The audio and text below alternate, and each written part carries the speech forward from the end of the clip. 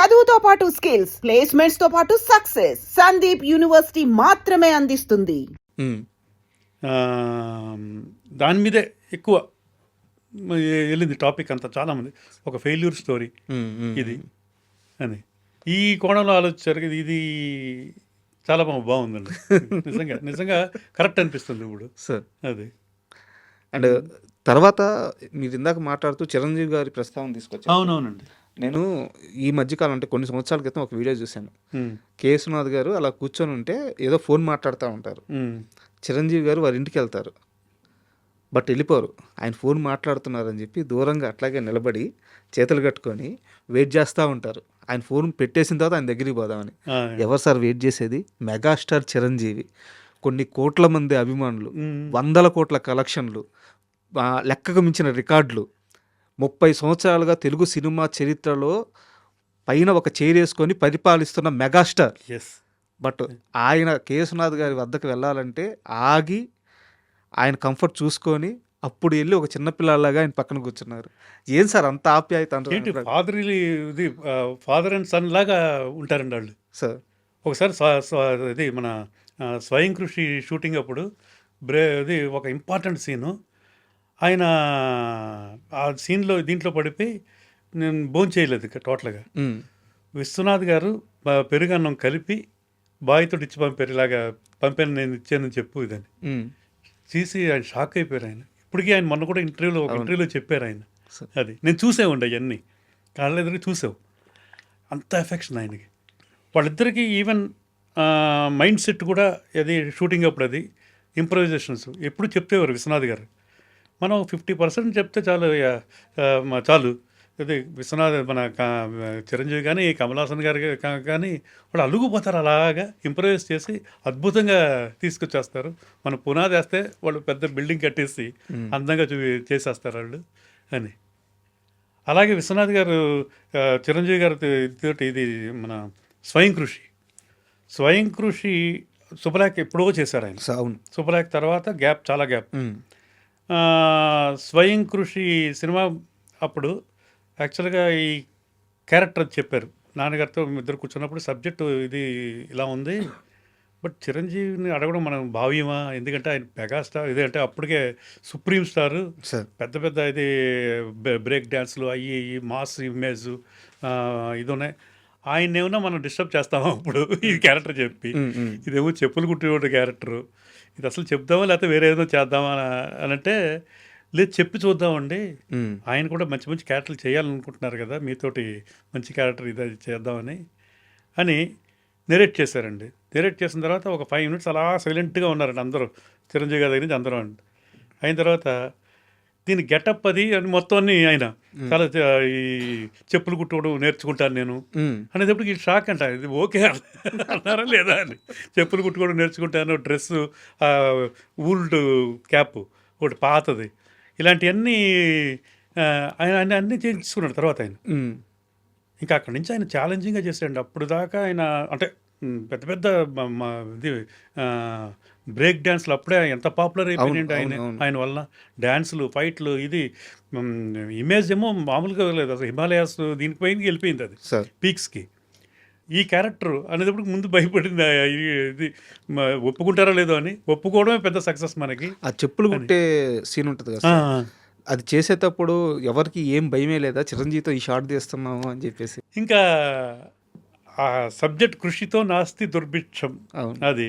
Megastar ఆయన మాకు అది ఎంత ఎదిగినా ఒదిగి ఉండాలన్న ఇది ఆయన. ఇది మొత్తం ఆయన లైఫే అండి అది ఆల్మోస్ట్. అది అంటే క్యారెక్టరైజేషను ఆయన ముందు ఎలా ఉన్నాడు ఆయన. మా తాయారు మా బంగారు ఎప్పుడు చూసాం సార్. ఇది ఒక గెస్ట్ క్యారెక్టర్ చేశారు ఆయన అప్పటికి స్వయం కృషికి అంటే మధ్యలో మనకి బాగా అభిమానం, మేము అందరూ బాగా క్లోజ్ మేము. ఎప్పుడు ఒకేలా ఉన్నాడు ఆయన. అప్పుడు చూసిన ఆయన ఎలా ఉన్నారో అంటే ఇది మనస్తత్వం, ఇది ఎవ్రీథింగ్. కొంతమందికి 2 సినిమాలు హీరోగా చేస్తేనే తలకెక్కేసి ఇది ఇప్పటికీ అలాగే ఉంటాడు. అదే ఇది విశ్వనాథ్ గారు ఎప్పుడు చెప్పేవారు. ఆయన మిగతా వాళ్ళకే మెగాస్టార్. మన దగ్గర ఎందుకు ఇది అభిమానం, మన ఇదే అంటే ఆప్యాయత ఇది ఇవన్నీ కలబోసి వస్తాయి మాకు సార్ అని అనేవారు ఆయన. అంటే స్వయం కృషి ఆయన రియల్ లైఫ్ కథ అనుకోవచ్చా?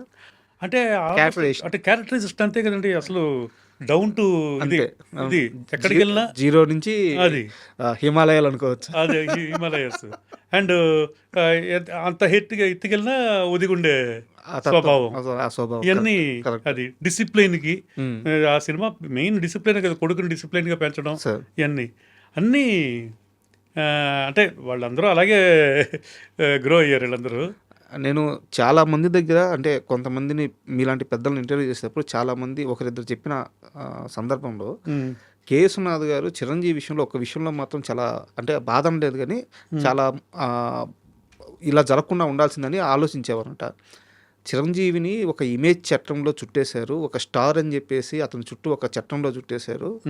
గొప్ప నటుడయ్యా, బట్ ఆయన అన్ని సినిమాలు చేయలేడు ఇప్పుడు, ఇది నిజంగా దురదృష్టం అని చెప్పి చాలా మంది దగ్గర చెప్పేవారంట విశ్వనాథ్ గారు. అదే అదే అండి, నిజమే అండి అది. ఎందుకంటే ఆయన ఎప్పుడు అనేవారు ఆయన మంచి నటుడు, గొప్ప నటుడు ఆయన. చాలామంది అదే అంటే మీరు అన్నట్టు ఆ చట్టంలోనే ఉంచేశారు ఆయన్ని. అప్పుడు ఇమేజ్ అంటారు అదే అది. బట్ ఇది ఇది యాక్సెప్ట్ చేశారు కదా స్వయం కృషి. అవును, అది స్వయం కృషి ఇంకా ప్రతి వాళ్ళకి బాగా కనెక్ట్ అయిపోయింది. అది విశ్వనాథ్ గారు కాబట్టి హ్యాండిల్ చేయగలిగారు. ఇంకో అదే అదే అదే అండి అదే.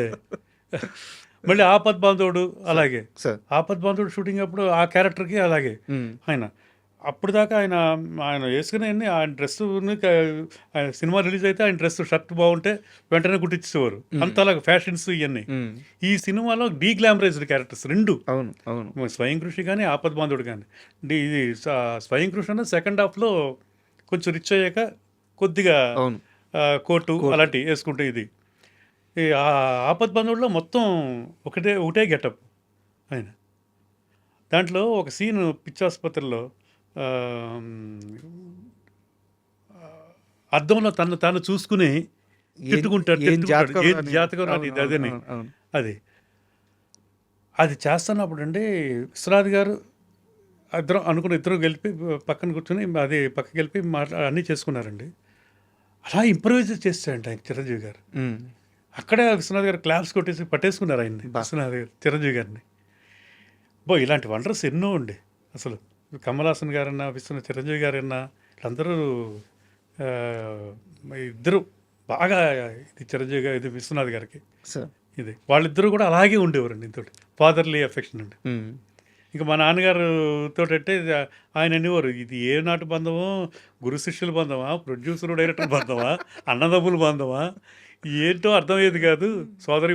సోదర భావం ఇదా, ఇది మాకు ఎప్పుడో రాసి పెట్టుంది మాకు మా ఇద్దరికి, ఏది ఏ నటు బంధం ఇది అనేవారండి ఇప్పుడు. అండ్ విశ్వనాథ్ గారి సినిమాలు చాలా వరకు చూసుకుంటే సార్, ఆయన చంద్రమోహన్ గారికి చాలా ఎక్కువ పెట్టేసేవారు. చంద్రమోహన్ అంటే ఆయనకి విపరీతమైన ప్రేమ అని చెప్పి చెప్తారు అనమాట. అది అండ్ నటన అంటే ఆయన సబ్జెక్ట్స్ కూడా ఆయనకి బాగా ఇది ఉండేది. వాళ్ళిద్దరూ కూడా బాగా సింక్ అయ్యారండి బాగా సార్. ఇప్పుడు మా సినిమా సిరిసిరిమువ్వ అద్భుతంగా చేశాడండి ఆయన.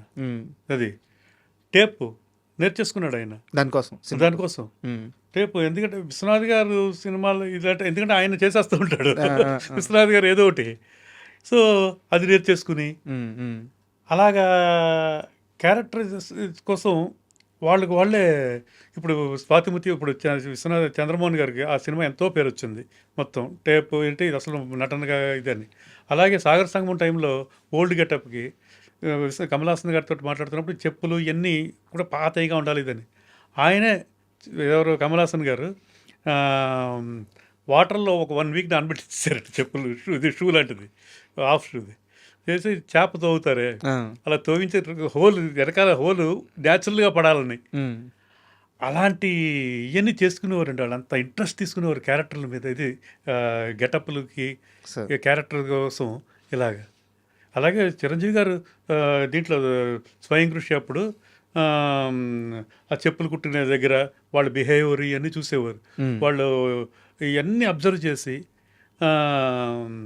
ఈయన దాన్ని ఇది చేసుకునేవారు మొత్తం పర్ఫార్మెన్స్లో ఇది అబ్బో చాలా విశ్వనాథ్ గారు సినిమాల్లోనే అంటే మేము దగ్గర నుండి చూసాం కాబట్టి ఇవన్నీ నేను అవునవును చెప్పగలుగుతున్నామండి ఇవన్నీ ఏంటి మ్యూజిక్ దగ్గర లిరిక్స్ రాసినప్పుడు సిరివెన్నెల సీతారామ శాస్త్రి గారు ఆయన Sirivennela cinema first cinema sir మా ఆఫీస్లోనే మొత్తం అన్ని పాటలు రాశారు.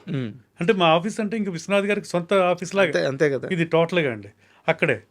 బట్ ఆయన సినిమా అప్పుడే మాది ఇది స్వాతిముత్యం ఎండింగ్లో ఉంది. అక్కడ ఎండింగ్లో ఒక సాంగ్ పెడదాం అనుకున్నారు ఈయన వట్టపత్ర సాయికి, కొంచెం సాడ్ వెర్షన్ చిన్నది. ఓకే అది అండ్ ఎండింగ్లో అది అది వేటూరు గారు ఇది మన సీతారామ శాస్త్రి గారు రాశారు. అది ఓకే బిట్ ఆయనతో రాయించాం. రాయిస్తే అదే ఫస్ట్ సినిమా అయింది యాక్చువల్గా రిలీజ్ అయింది. బట్ సిరివెన్నెల అనేది ఫుల్ అది అన్ని పాటలు ఆయన ఇది రిలీజ్ అయిన సినిమా ఇది అయింది ఓకే సిరివెన్నెల సీతారామ శాస్త్రి గారు. అలాగే జంధ్యాల గారు ఇది వీళ్ళందరూ ఒక విశ్వనాథ్ గారిని ఒక గురువుగారిలాగా చూసేవారండి అందరూ. గురువుగారు ఒక దేవుడు అలాగే. ఇప్పుడు మీరు జంధ్యాల గారి ప్రస్తావన తెచ్చారు కాబట్టి నాకు జంధ్యాల గారి కెరీర్ మొత్తం చూస్తే ఒక్క విశ్వనాథ్ గారి దగ్గరికి వచ్చేలేక చాలా కన్ఫ్యూజన్ వచ్చేస్తుంది. ఎందుకంటే ఆయన విపరీతమైన కామెడీ రాస్తారు, అవునండి, విపరీతమైన కామెడీ తీస్తారు, సెటైర్లు వేస్తారు. అదే ఒక విశ్వనాథ్ గారి దగ్గరికి వచ్చేసరికి మాత్రం విపరీతమైన పాండిత్యం వచ్చేస్తుంది. అన్ని అంటే ఆయనలో రెండు పార్శ్వాలు ఉన్నాయి జంధ్యాల గారిలో, వాడుకుంది మాత్రం ఒక్క విశ్వనాథ్ గారే. వారిద్దరి అసోసియేషన్ ఎట్లుంటుంది సార్? అదే అండి చాలా ఇదిగా అండి. అసలు విశ్వనాథ్ గారు ఫస్ట్ ఆయనకి టోటల్గా ఇండస్ట్రీలో ఫస్ట్ గురువు ఆయనే. ఎవరు ఇది జంధ్యాల గారికి సార్ ఆయన. మేమందరం ఒక కాలనీలో ఉండేవాళ్ళు అండి, యునైటెడ్ ఇండియా కాలనీ అని ట్రస్ట్పురం దగ్గర, డైరెక్టర్స్ కాలనీ దగ్గర. విశ్వనాథ్ గారి ఫ్యామిలీ, చంద్రమోహన్ గారి ఫ్యామిలీ, మేము, జంధ్యాల గారు, తోట తరణి గారు అటుపక్క ఇది అందరూ ఇది. సో అంతా జీజీ కృష్ణారావు గారని ఎడిటర్ మా సినిమాలన్నింటికి ఆయనే. అప్పుడు ఆయన అందరూ అక్కడి నుంచే ఎవరికాళ్ళు మళ్ళీ ఇల్లులు కట్టుకుని ఇవన్నీ మేము అలాగే అప్పుడు అంతా రెంటెడ్ హౌస్. జంధ్యాల గారు రెంటెడ్ హౌస్, కృష్ణారావు గారు రెంటెడ్ హౌస్, విశ్వనాథ్ గారికి చంద్రమోహన్ గారికి ఓన్ హౌస్లు అక్కడ ఉండేవి పెద్దవి. ఇది మేమందరం అలాగే అక్కడి నుంచి బయటికి వెళ్ళి మళ్ళీ ఇల్లులు కట్టుకుని ఎప్పుడు వెళ్ళినా అందరూ ఒక ఫ్యామిలీ లాగా ఉండేవాళ్ళం అండి. సార్ ఒక సీరియస్ క్వశ్చన్ ఉంది, అడగచ్చు? చాలా సీరియస్ క్వశ్చనే, చూద్దాం అడగండి. ఇందాక నేను మాట్లాడినట్టు శంకరాభరణం కానీ, స్వాతిముత్యం కానీ, సాగర్ సంగమం కానీ, ఆపద్బాంధుడు కానీ, స్వయం కృషి కానీ అద్భుతమైన సినిమాలు సార్. అంటే తెలుగు జాతి గుండెల్లో పెట్టుకుని ఎప్పటికీ దాచిపెట్టుకునే సినిమాలు. వేరే నిర్మాత వల్ల కాదు, వేరే ప్రొడక్షన్ హౌస్ వల్ల కాదు. ఇన్ని గొప్ప చిత్రాలు తెలుగు సినిమాకి, తెలుగు ప్రజలకి ఇచ్చిన ఏడిద నాగేశ్వరరావు గారికి ప్రభుత్వం తరపున రావాల్సిన అవార్డులు రాలేదు. ఎస్, ఈ విషయంలో మీరు సాటిస్ఫైగా ఉన్నారా?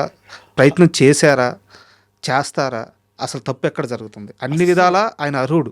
అవునండి, అస్సలు సాటిస్ఫాక్షన్గా లేవుండి ఎవరు కూడా. ఎందుకంటే అప్పుడు మన ఆంధ్ర గవర్నమెంట్ దీంట్లో ఇది రఘుపతి వెంకయ్య అవార్డు సార్ వచ్చేసిందని ఆల్మోస్ట్ ఆల్ బయట ఇది మొత్తం అన్నీ తీసుకెళ్ళిపోయారు. ఇదంతా లాస్ట్ మినిట్లో ప్లే చేసి ఇంకొక వ్యక్తికి ఇచ్చారండి సార్. ఇచ్చారు. మా నాన్నగారికి మళ్ళీ ఏదో బ్యాడ్ వస్తుందేమో అన్న దీంట్లో స్పెషల్ అవార్డు అని ఇచ్చారు. స్పెషల్ అవార్డు అంటే ఏంటో మీనింగే లేదు అసలు, టోటల్గా మీనింగ్లెస్ అది. బట్ అవార్డు తీసుకున్నప్పుడు ఫుల్ అప్లాస్ నాన్నగారికి వచ్చిందండి. అది ప్రభుత్వం తరపున. ఇది చాలామంది అప్పుడు అన్హ్యాపీ టోటల్గా. అది ఇచ్చిన వ్యక్తి కూడా మరి ఏం జరిగిందో ఇవన్నీ. సో అలాంటి అవార్డ్స్ మనకు వద్దు. ఇది దాదాసాహెబ్ ఫాల్కే అవార్డు అయితే మాత్రం లాస్ట్ 3లో ఉన్నారు నేను. ఓకే, నాన్నగారు, ప్రాణ్ గారు అండ్ అది బెంగాల్ పెద్ద ఆర్టిస్ట్ అండి ఆయన. దానికేమో 5 ఓటింగ్లు ఉంటాయంటండి. అది టోటల్గా లాస్ట్కి వచ్చేటప్పటికి ఆ దీంట్లో బెంగాల్ ఆయనకు వచ్చేసింది అనమాట. సో ఆయన ఉండగానే ఇది మిస్ అయింది అనమాట. ఇది దాదాసాహెబ్ ఫాల్కే అవార్డు. బట్ ఎన్నో గొప్ప గొప్ప పదవులన్నీ చేశారు ఈయన. నేషనల్ అవార్డ్స్ చైర్మన్గా, సార్ ఫిలిం ఫిలిం ఫెస్టివల్, అదే ఇండియన్ పనోరమా సార్ దానికి, అండ్ స్టేట్ అవార్డుకి ఒకసారి చైర్మన్గా, అండ్ సౌత్ ఇండియన్ ఫిలిం ఛాంబర్కి 3 సార్లు ఇది సెక్రటరీగా, సార్ ట్రెజరర్, ఇలాగన్నీ మంచి మంచి పదవులు ఇవన్నీ చేశారండి. అంటే అవార్డ్స్ గురించి ఎందుకు అడిగానంటే సార్, ఇప్పుడు ఏడిది నాగేశ్వరరావు గారు అంటే సరే మాకు తెలుసు, ఆయన సినిమాలు చూస్తాము, ఆ గొప్ప సినిమాలు కాబట్టి ఆయన ఎంత గొప్పవారో అర్థం అవుద్ది. బట్ తర్వాత జనరేషన్ ఒక కొలమానం ఉంటుంది కదా సార్, ఒక పద్మశ్రీ అనో ఆ ముందు ఆ పదం ఉంటే ఆటోమేటిక్గా ఆ హిస్టరీ అందరూ తెలుసుకుంటారు. సో దయచేసి ఆ ప్రయత్నాలు ఆపద్దు. ఆయన అన్ని విధాల అన్నిటికీ అర్హుడు. అంటే ఇప్పుడు వన్స్ ఇదయిన తర్వాత ఇవ్వట్లేదు అన్నారండి. ఇప్పుడు అవార్డ్స్ పోయాక ఇవ్వట్లేదు ఇది అన్నారు. అప్పుడు సరే కనుక్కుంటే అక్కడ యాక్చువల్గా ఆయనకి ఇవ్వాలి, బట్ ఇప్పుడు ఆ ఇది లేదు రూలు, ఇది స్టేట్ అవార్డ్స్లో కూడా అనుకున్నారు అప్పుడు. వాళ్ళకే తెలియాలి అదే అదే రూల్స్ ఇవన్నీ. మరి అండ్ స్వాతి ముత్యం సినిమా విషయంకి వస్తే ఫస్ట్ మన ఇండియన్ సినిమా నుంచో లేకపోతే తెలుగు సినిమా నుంచో ఆస్కార్కి నామినేట్ అయిన మొదటి మూవీ అంట కదా. ఎస్ ఇదే అండి. ఏం సార్ రికార్డ్ అది? అది అప్పుడు దాకా ఎన్నో సినిమాలు ఇక్కడే ఫిల్టర్ అయిపోయాయండి. ఓకే. ఇండియాలో మొత్తం తెలుగు నుంచి తమిళ నుంచి ఇంత కలిసి బాంబేలో ఫైనలైజ్ అవుతుంది టోటల్గా. ఒక సినిమా వెళ్తుంది అక్కడికి, ఇండియన్ ఎంట్రీ. సో అలాగా ఎన్నో సినిమాలు దీంట్లో తెలుగు నుంచి స్వాతి ముత్యం, తమిళ నుంచి అన్నీ వెళ్ళినాడు. లాస్ట్లో ఇక్కడి నుంచి సెలెక్ట్ అయింది స్వాతి ముత్యం. ఓకే. ఇక్కడి నుంచి అక్కడికి వెళ్ళిందంట. అక్కడ కూడా అప్రిసియేషన్ వచ్చింది బాగా. అప్రిసియేషన్ సర్టిఫికెట్ కూడా ఉంది మాకు టోటల్, ఇది ఆస్కార్ అవార్డు. అక్కడ మెయిన్ స్ట్రీమ్లో అవార్డుకి ఏంటో అప్పట్లో రూల్స్ ఏంటంటే అక్కడ రిలీజ్ అయ్యి ఉండాలండి. ఓకే. అక్కడ రిలీజ్ అయ్యి ఉండాలి, ఎన్నో కంట్రీస్లో ఎన్నో స్క్రీన్స్లో రిలీజ్ అయ్యి ఉండాలి. అది దాని తర్వాత అందుకని బాహుబలి ఇవన్నీ మొత్తం అన్ని చోట్ల రిలీజ్ అయిపోయింది కదా. అది ఇంటర్నేషనల్ దీంట్లో ఇప్పుడు ఉన్న ట్రెండ్ అది. అంటే ట్రెండ్ కాదు, ఇప్పుడున్న మార్కెట్ నామ్స్ ప్రకారం తీసుకున్నా కానీ ఇంకా అవన్నీ సాటిస్ఫై చేస్తేనే అవార్డు. సో ఒక్క కేటగిరీకే మనది వెళ్ళింది అనమాట, బెస్ట్ ఫారిన్ ఫిలిం అని అవార్డ్స్ కేటగిరీలోనే. ఓకే. ఇది లేకపోతే మంచి అవార్డ్స్ వచ్చేయండి అప్పట్లో కూడా. అప్పట్లోనే పెద్ద చరిత్ర ఇవన్నిటి కూడా వచ్చును. అక్కడ రిలీజ్ అవ్వాలంటే కొన్ని కంట్రీస్ అయ్యో నామ్స్ చాలా ఉన్నాయండి అవి. అది